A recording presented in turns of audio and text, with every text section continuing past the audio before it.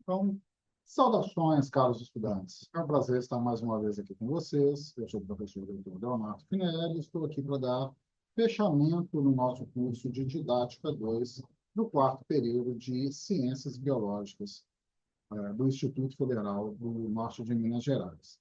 Como de praxe, eu peço para que todos estejam com papel e caneta em mãos, para que possam fazer eventuais anotações, considerações de pontos que ficaram mais claros ou de pontos que geraram dúvidas. Lembro que essa é uma gravação, então vocês podem avançar ou retornar no material, assim como assisti-las tantas vezes quantas se fizerem necessário. Como de praxe, eu vou fazer aqui a apresentação da nossa aula. Vou compartilhar o material. Bom, então estamos aqui no Instituto Federal do Norte de Minas Gerais, no Centro de Formação e Educação à Distância, CEAD, em uma parceria com a UAB, Universidade Aberta do Brasil, que oferecem o nosso curso de licenciatura em Ciências Biológicas. Esse curso é coordenado pelo professor Dr. Fernando Rodrigues e estamos aqui na disciplina Didática 2, ministrada por mim, professor Dr. Leonardo Finelli, nessa quarta e última aula dessa disciplina. Bom, então, nesse momento, a gente discute agora sobre o caráter interativo e comunicativo do processo educativo. É importante lembrar que nós passamos aí numa disciplina de didática, uma discussão sobre o que, como e por que ensinar.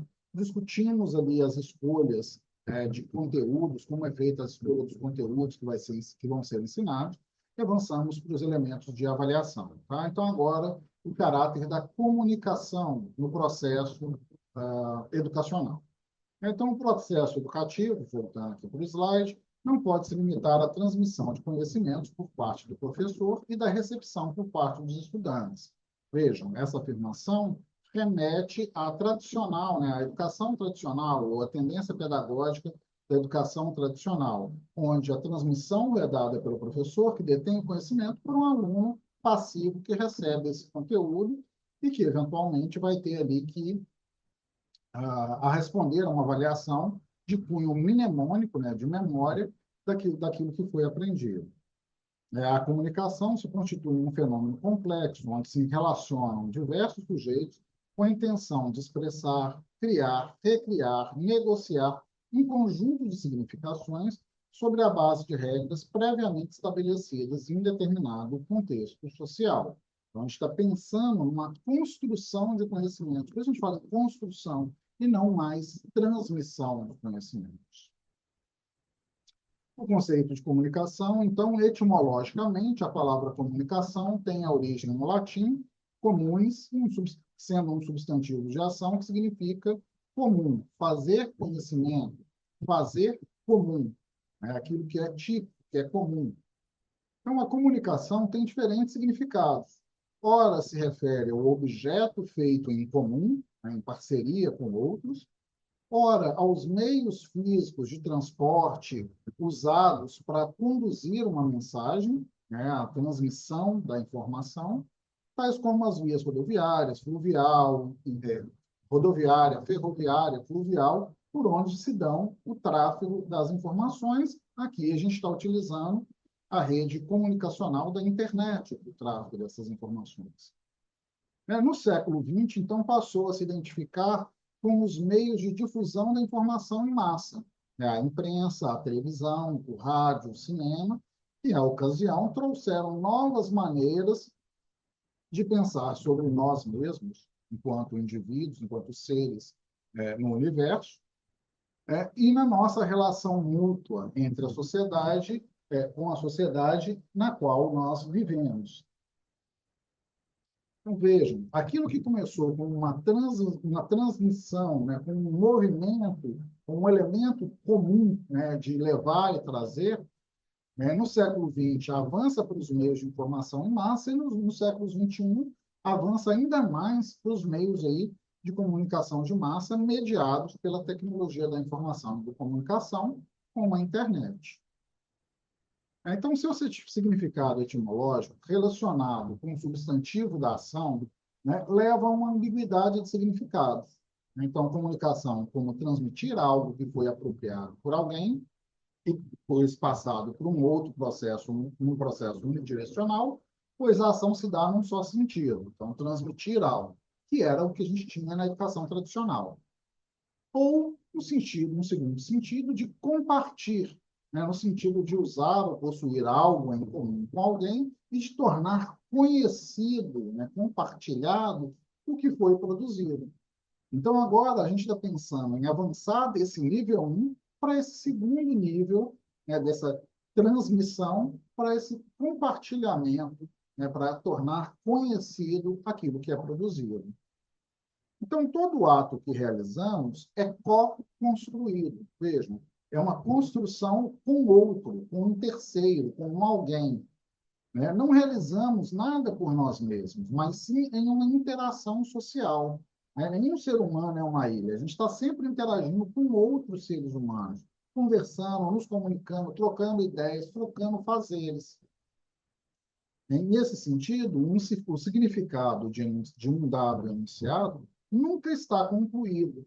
E o que o outro faz em continuação complementa ou completa aquele enunciado, mas nunca o faz também de forma definitiva. Então, é um processo dialético que vai, volta, como um jogo de batata quente, né? Que você joga, volta, vai, volta, da construção de conhecimento, sendo que a cada um desses movimentos de ida e de retorno, ele está sendo complementado por mais informações de um outro. Então, enquanto docente, eu apresento um conhecimento para o meu aluno, que vai recebê-lo, internalizá-lo, integrá-lo com aquilo que ele já sabe, reproduzir, né, com essa complementação, devolver para o professor, que vai pegar esse conhecimento, refinar, acertar as arestas, acertar aquilo que não está muito claro, melhorar o que já ficou mais claro e devolver mais uma vez para o aluno. E continua aí um processo dialético.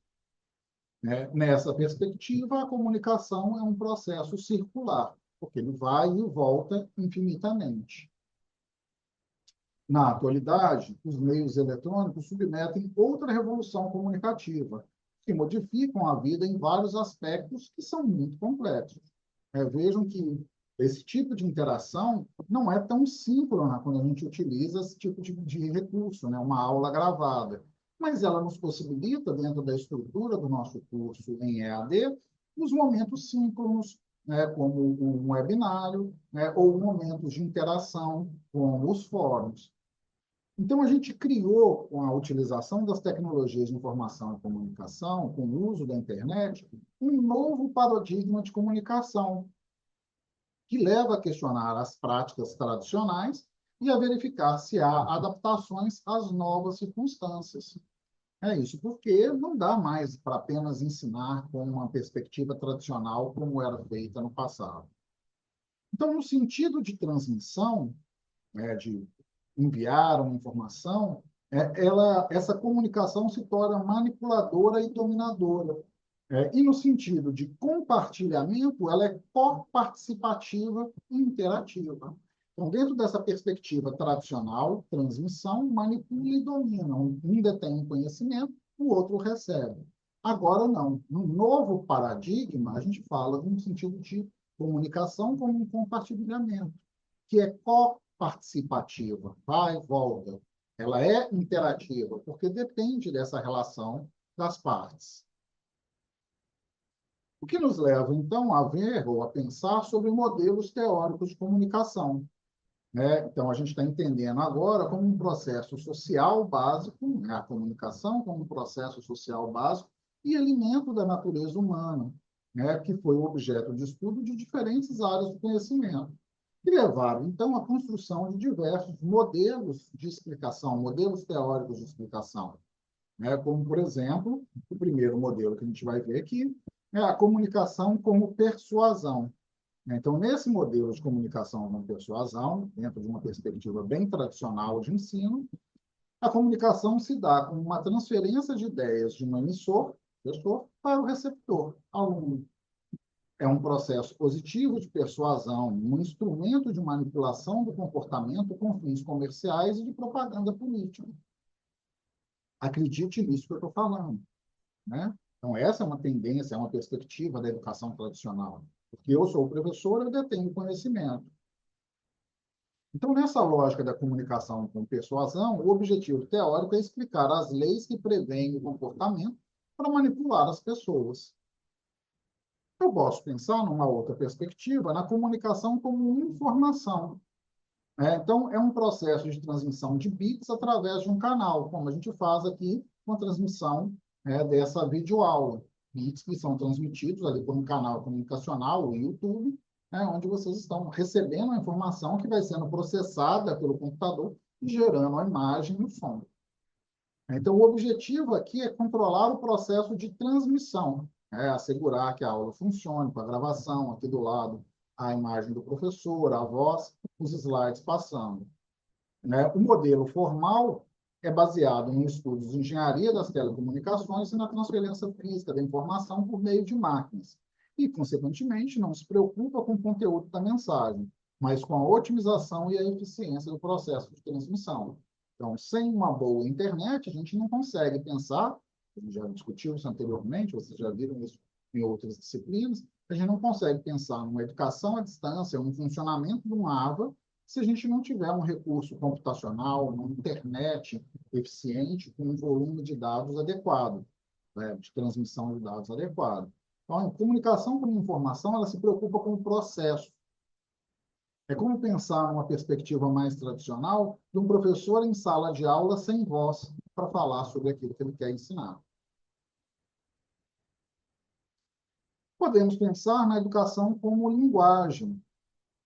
Então, a gente fala agora de um sistema formal e estruturado de significado, um processo dinâmico de relações manifestas, ou manifestadas. Então, a comunicação, enquanto um processo comunicativo, enquanto uma linguagem, uma forma de transmissão, tem o objetivo de explicar as estruturas universais e os sentidos sociais. Vejam, se eu não tivesse usando uma aula aqui em português, acredito que a maior parte de vocês não daria conta de acompanhar essa aula, porque eu estou usando uma linguagem que é conhecida por ambas as partes. Então, ela possibilita, a gente está se valendo de uma mesma estrutura universal, a língua portuguesa, e reconhecendo os sentidos sociais da fala. Se eu falasse inglês ou francês, a maior parte não compreenderia. Então, a comunicação como linguagem se preocupa em analisar as características históricos contextuais da mensagem e analisa as relações sociais e as estruturais internas dessa mesma mensagem. Então, toda aquela parte de gramática, sintaxe, organização, o que vem antes do que, artigo, substantivo, adjetivo, verbo, numa dada sequência para ter sentido para aquele interlocutor. Eu posso pensar na comunicação como uma mercadoria. Então, a mercadoria ela é produzida pela indústria cultural. O objetivo, então, dessa comunicação como mercadoria é explicar as leis a partir de uma visão materialista da relação do ser humano e sociedade. Então, esse tipo de comunicação analisa um contexto crítico ao capitalismo. As mensagens são apresentadas dos meios de informação de massa que são consideradas como mercadorias culturais, com todas as implicações teóricas que esse conceito tem dentro de uma análise crítica do capitalismo. Como assim? O que eu quero transmitir de informação? Isso tem um valor. O tanto que as pessoas vão concordar ou não, acreditar ou não, isso tem um valor. E esse valor agregado, dentro de uma lógica capitalista, faz com que o material seja mais ou menos acessível. Odiernamente, por exemplo, com o uso da internet, a gente costuma sempre buscar as vias comunicacionais, as vias ali, programas, aplicativos, sites, gratuitos. E esquece de pensar que, um mote já bastante típico da modernidade, quando você não está pagando pelo produto, é importante você prestar atenção, porque provavelmente o produto é você. Você acessa um site gratuito, tem tanta propaganda que, na realidade, você não está só se beneficiando do produto que você busca ali naquela informação, naquele site. Mas você está fazendo um serviço para o site de venda das propagandas. Então, como tem muito acesso, as pessoas que desejam comunicar algum tipo de informação específica criam as suas propagandas e colocam, e pagam ao dono do site para que ela seja veiculada. Então, o dono criou ali um recurso que ele recebe daquele que oferece a informação publicitária para um consumidor que não está pagando pelo produto, supostamente. Como eu disse, nesse caso, o cliente, né, o usuário, nós que estamos acessando o site, gratuito, somos o produto ali daquela relação, daquela transação comercial capitalista, que é a venda dessas informações. E, por fim, o nível da comunicação como cultura. Então, um sistema de significação que comunica, produz, experimenta, explora a ordem social. Então, a comunicação aqui é um elemento da cultura que modifica a forma das pessoas se relacionarem. Então, um processo simbólico através do qual a realidade é produzida, é mantida, é corrigida e é transformada. Então, quando a gente pensa nessa forma de comunicação cultural, a gente está falando desses elementos da relação dos indivíduos com o outro e com os objetos materiais, né, com os seres inanimados. Então, a gente está construindo cultura com a ideia do que pode, o que não pode, o que é adequado, o que não é. Todos esses valores comunitários, né, compartilhados por uma dada comunidade, mas que são juízos de valores escolhidos, passam por esse processo simbólico do que é adequado ou não é em cada época. Então, o objetivo da comunicação como cultura é explicar as leis e significados.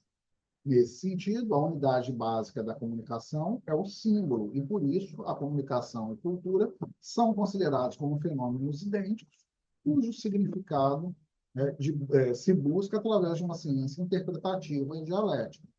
Então, eu tenho que interpretar, tenho que olhar o mundo ao meu redor e interpretá-lo. Por exemplo, eu posso olhar pela janela e ver nuvens escuras no céu e interpreto que deve chover em algum momento, apesar do calor que eu estou sentindo nesse momento.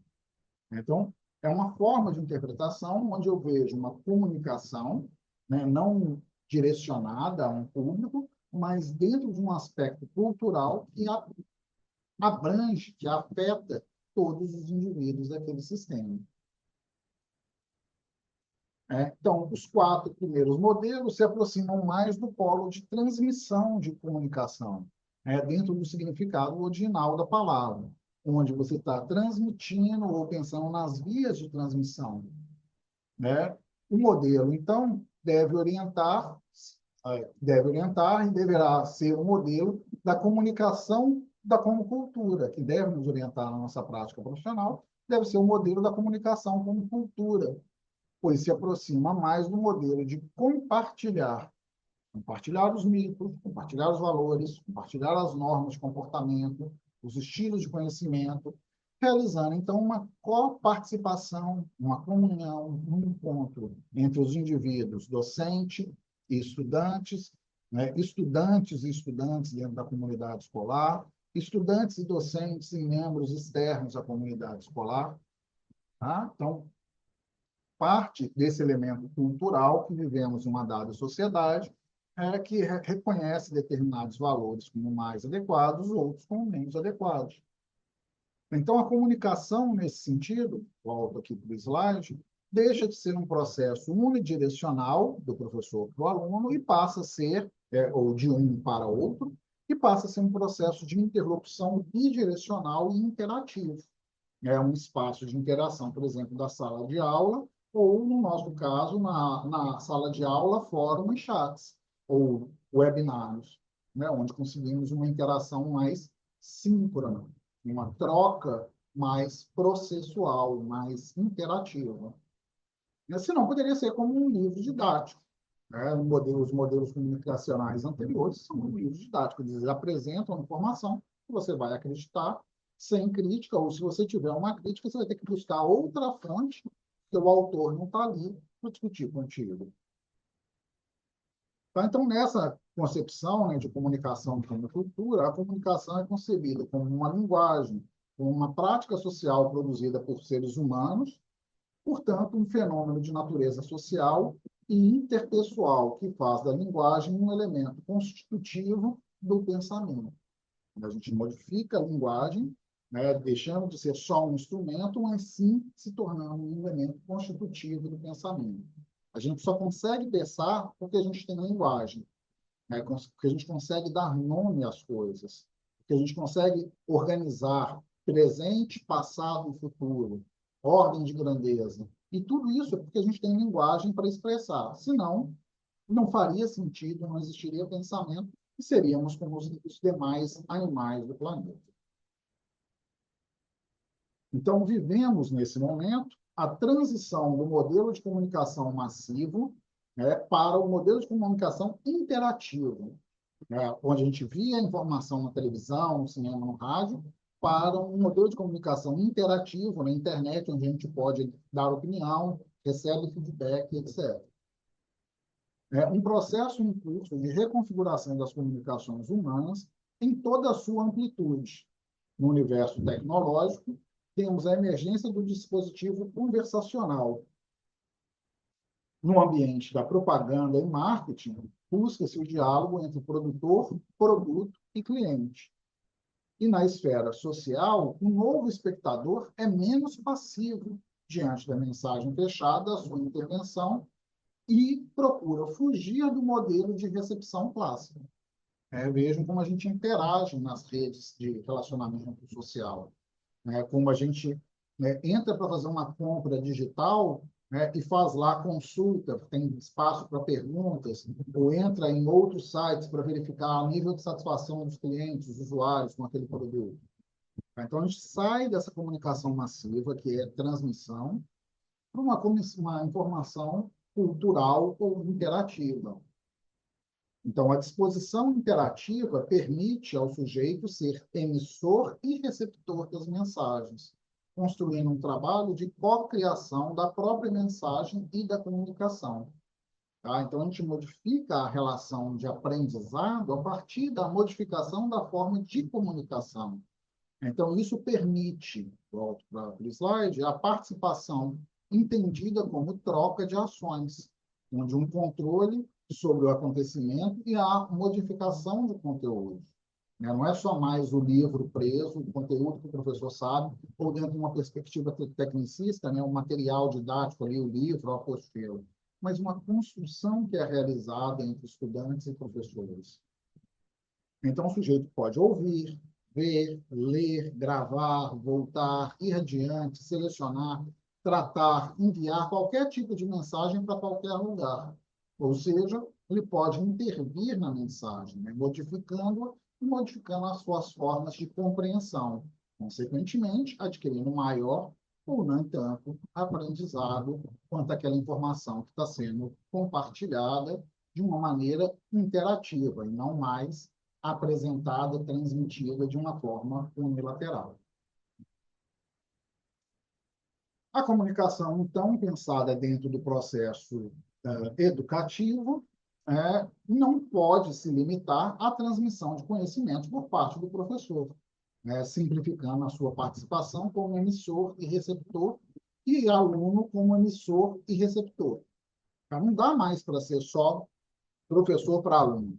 Não, a gente precisa pensar nessa troca. E aí, cada um dos membros vai ser emissor e receptor.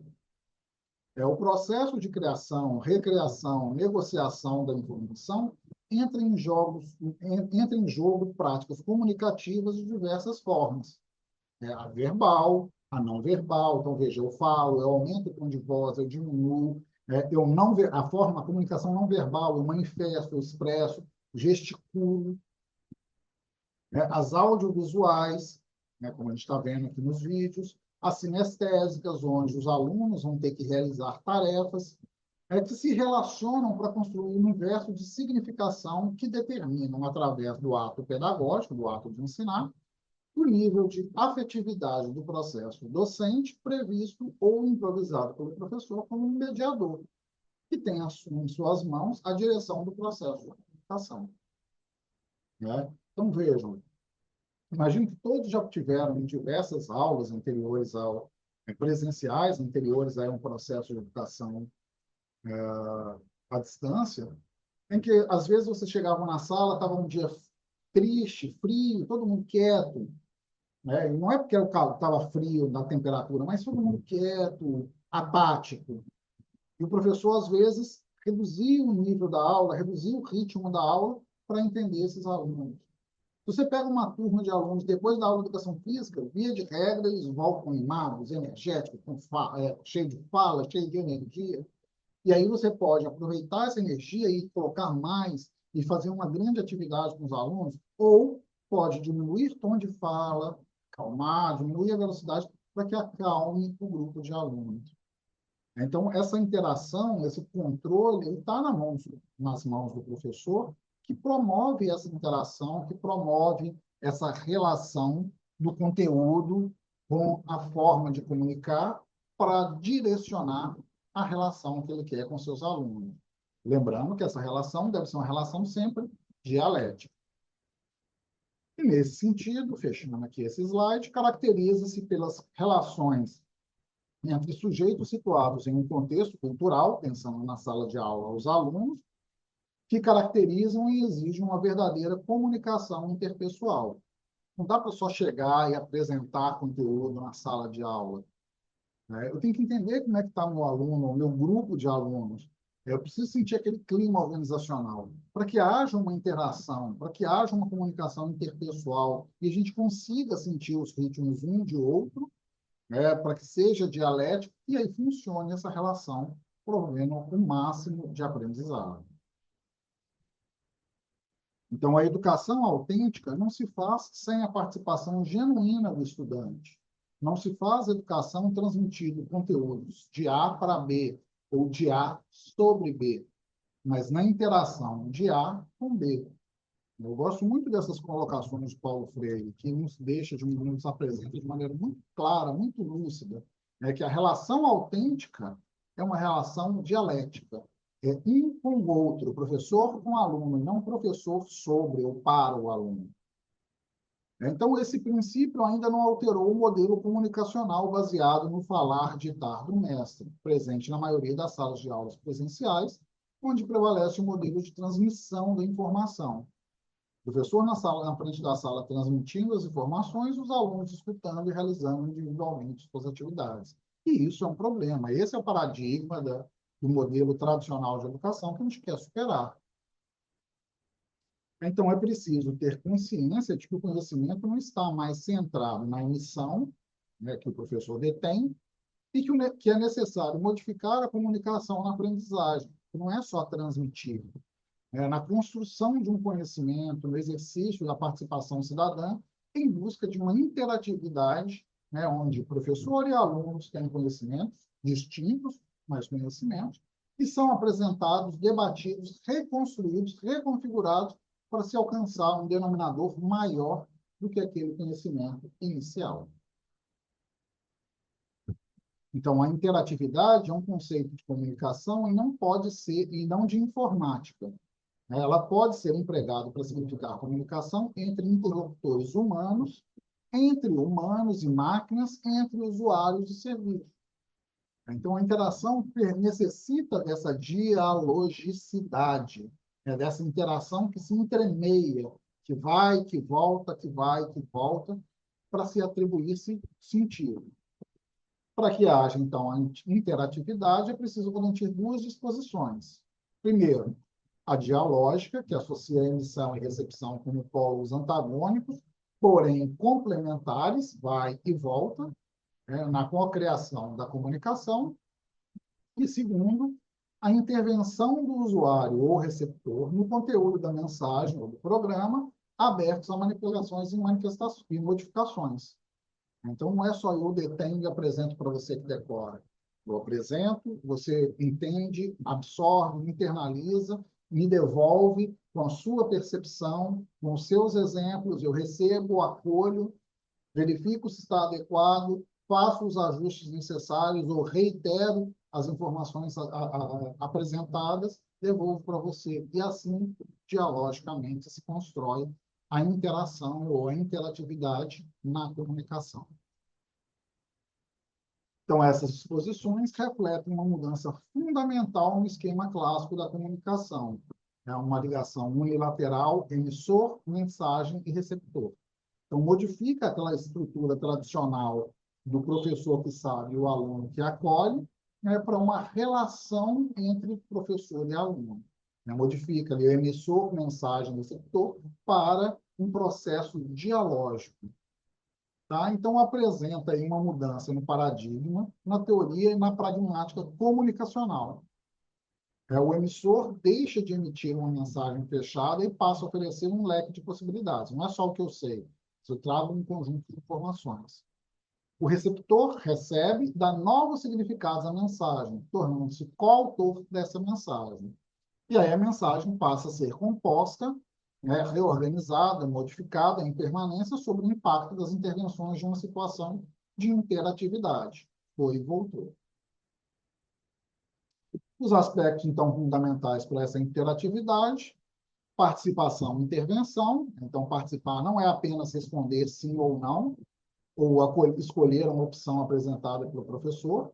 Né? Participar significa interferir na mensagem de modo sensório, corporal e semântico. Então, é entender, é dar feedback. Não precisa de participação e intervenção. Precisa, de segundo aspecto, bidirecionalidade e hibridação. Né? Então, a comunicação é a produção conjunta da emissão e da recepção, é uma co-criação, os dois polos codificam e decodificam. E 3, precisa da permutabilidade e potencialidade. Então, a comunicação supõe múltiplas redes articulatórias de conexões e liberdade de trocas, associações e significações potenciais. Então, vai, volta, interage com outros alunos, então não precisa ficar só na relação ir e vir, mas interage com outros pares, que permite essa permutabilidade e gera esse potencial de crescimento, de novas significações potenciais. Então, para a gente fazer essa interatividade, né, convocando vocês aí como futuros professores a promover essa interatividade, né, os autores aqui nos convocam, então, a 5 habilidades para fazê-lo. Primeiro, pressupor a participação e intervenção dos alunos. Então, sabendo que participar é mais do que responder sim ou não, e muito mais que escolher a opção dada, participar e atuar na construção desse conhecimento. Então, tem que ter essa participação. Se a gente não assume ou se a gente não a reconhece, a comunicação deixa de ser interativa, e aí o elemento educacional falha. Garantir a bidirecionalidade da emissão e recepção. Então, sabendo que a comunicação e a aprendizagem são produzidas pela ação conjunta de professor e alunos, precisa que vá e volte. Não é só o professor que sabe, não é só o aluno que sabe. Às vezes a gente encontra alunos que acreditam-se donos da verdade, e, nesse sentido, eles têm uma posição, uma percepção tão arraigada sobre um dado assunto, por exemplo, uma dada equipe de futebol, né, de um time de futebol é melhor do que o outro. Não, isso é uma verdade em um dado momento, em um dado contexto sócio-histórico. Em um outro ano, em um outro campeonato, os resultados podem ser diferentes. Então, a bidirecionalidade deve possibilitar, né, essa flexibilidade no pensamento, de ir e vir. Precisa, além de pressupor a participação, garantir a bidirecionalidade, disponibilizar múltiplas redes articulatórias, sabendo que não se propõe uma mensagem fechada. Ao contrário, a gente oferece informações em redes de conexões, o que permitem ao receptor uma ampla liberdade de associações e de significações, atribuição de novos significados. Só assim a gente consegue engendrar a cooperação, partiu lá da participação para chegar na cooperação, sabendo que a comunicação e o conhecimento se constroem entre alunos e professor com uma cocriação, não do trabalho solitário. E, por fim, suscitar a expressão e a confrontação das subjetividades. É preciso que haja divergência para que a gente continue a comunicar. Se só houvesse concordância, a gente não teria nenhum tipo de acréscimo, sabendo que a fala livre e plural supõe lidar com as diferenças na construção da tolerância e da democracia. Que aí vai sendo co-construções, reconstruções com acréscimo de informações de várias partes, vários membros da relação. E, para fechar, é necessário repensar as práticas comunicacionais em nossas salas de aula, enfatizar uma pedagogia que seja sustentada por uma modalidade comunicacional que supõe essa interatividade que a gente está discutindo agora. Isso é, pensar uma educação com participação, com cooperação, com bidirecionalidade, com multiplicidade de conexões entre informações dadas por professores e alunos e grupos de estudantes, né, das mais variadas ordens. Assim, a gente começa a mudar esse paradigma, esse prisma da educação tradicional, ou de uma educação tecnicista, né, uma foco no professor, outra foco no material, para voltar a pensar aí dentro de uma perspectiva mais próxima da escola nova, ou mais próxima de um novo paradigma educacional que assume a comunicação dialógica, que vai e que volta, que se constrói a partir dessa relação. Né? Com isso, eu fecho a terceira unidade do livro, né? Essa quarta semana de aula. Agradeço a todos aí a participação, a colaboração. Como de praxe, eu peço para que todos façam aí as suas anotações, tenham suas dúvidas, as compartilhem lá no fórum, nos espaços de interrupção, no fórum Tira Dúvidas, no fórum interativo ou no fórum das questões específicas da semana, porque assim vocês ampliam esse processo de comunicação dialógica e, consequentemente, o aprendizado. Com isso, fechamos nosso conteúdo dessa disciplina de Didática 2, estimando aí sucesso para todos vocês, agora avançando aí da metade do curso, já para quase profissionais. É possível que voltemos a nos encontrar de agora em diante, mas menos provável, porque da agora para frente começam a ser mais disciplinas específicas da formação de ciências biológicas. Então, ensejo a todos um excelente futuro, uma excelente continuidade da graduação e continuem assim, brilhantes, perseverando, para que vocês se formem, tenham êxito e se tornem os melhores profissionais do que nós conseguimos ser até o momento. Um grande abraço e até breve.